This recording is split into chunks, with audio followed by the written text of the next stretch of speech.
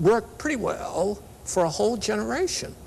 Now, anything that works well for a whole generation isn't entirely bad. From that fact, and the undeniable fact that things are working poorly now, are we to conclude that the Keynesian sort of mixed regulation was wrong, yes, or alternatively that we need still more regulation? That's my conclusion, I might say. You want the right people manipulating the levers, but go back. Memory smooths things out. If you really look at that 25-year period you're talking about, it was not a period of stability. It was a period that was punctuated by the very sharp inflation of the Korean War. It was a period that was punctuated by 3 recessions in the course of about 8 years in the 50s and early 60s.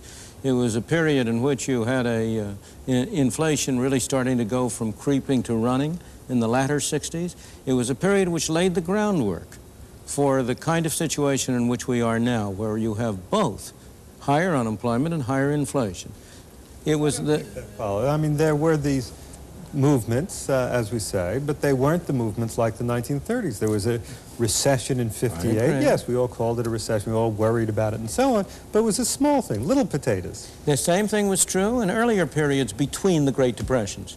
If you take the area between the Great Depression in the United States of the 1870s and the 1890s, again, you had a period like that. If you take it between the Great Depression of the 1890s and World War I, with one minor exception, it was similar to that. So that what you have, and this is a historical fact, is that except for the Great Depressions, all of which are linked to monetary collapses and to governmental involvement, in the interim period, the society has been reasonably stable. Have we reached a stage, incidentally, where we need not again see anything like the Great Depression? You say recessions, yes, but it bears no relationship to what we knew in the 30s. Have we solved that problem now? People are deeply... No, I don't think we have, because I think the seeds of it remain there. I don't agree with Professor Lukács that everything was, I don't want to misparaphrase him, but did pretty well until 1973 and it suddenly all went wrong. It seems to me that the seeds of the subsequent instability, stagflation, were there before, that each time round the economic cycle, inflation went a little faster. Each time round the economic cycle, unemployment tended to be a bit higher. But this brings me to what is my disagreement with Professor Friedman.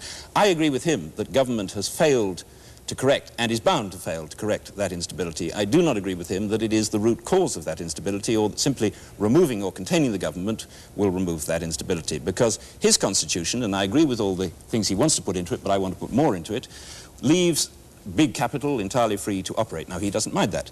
In response to big capital, you are bound to get, as a simple natural reaction, big labor. He doesn't mind that. He's quite happy with that.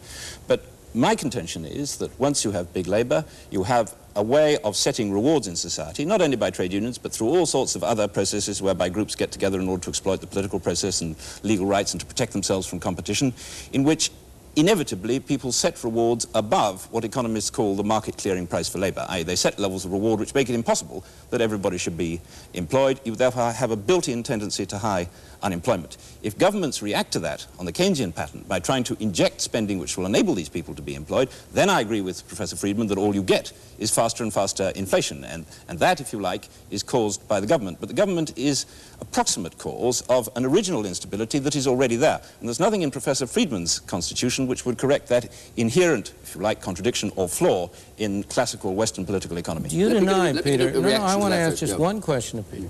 Do you deny that big government plays a large part in the rise of big capital and big labor? I think they're interactive. I once said big capital causes big labor, causes big government, causes big failure. And that is the tragic story, in my opinion, of the 20th century. We have to unravel that. If you start that route with big government, will it be wrong? Big government causes big capital, causes big labor, causes big failure. I don't think historically that's what's happened. But you and I are agreed we don't want big government. That's right. What we're disagreed about is what else we need. I think something is seriously wrong with a beautiful system which develops this big, clumsy, aggressive government, huge corporations with more influence over their markets than is desirable from the standpoint of free competitive theory, trade unions, which at least according to some opinions have a similarly malignant influence on their markets. There must be something radically flawed with a capitalist system which allows these institutional developments. This doesn't alarm me because I'm a socialist, but I would readily... There must be something radically wrong with the socialist philosophy which allows the the much worse developments that have occurred wherever there has been any real significant attempt to put a thoroughgoing socialism into practice. Socialism is a word of many meanings. No, I think we might easily get into a quite separate debate. Right. I think it's possible to note in passing that they may both be right, that conventional capitalism, conventional socialism as conceived in the 20th century are both wrong, and that the polarization of the debate between those simple two alternatives greatly impoverishes the real range of political economic choices which modern societies have. But what has happened? Over and over again, one claim after another for the kind of socialism, this kind of socialism or that kind of socialism, has turned to ashes.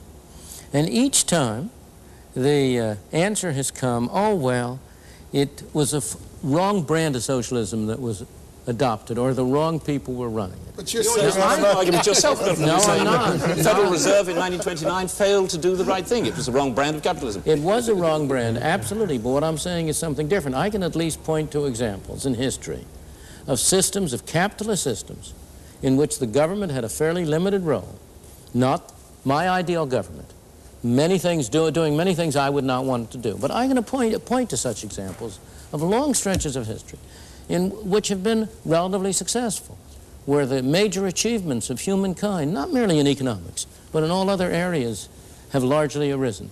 It is very difficult to point to any similar examples of where big government has achieved such success. But you said before you didn't like to go back. You're now talking about going back. No, These no, took place I didn't say I didn't like to go back. What I said is going back or forward is irrelevant. What we want to do is the right thing wherever it comes from. Because, as Bob Lukacsman said earlier, things have increased in scale, and the scale of business has increased. And you were saying just before, big government, big labor, big industry, big firms go together, and you didn't accept it before. When Bob said you accept it now from here. No, I don't accept it. What I accept is that big government is a major factor promoting big labor and big capital. I did not accept that in the absence of big government, you would have the big capital and big labor that worries him.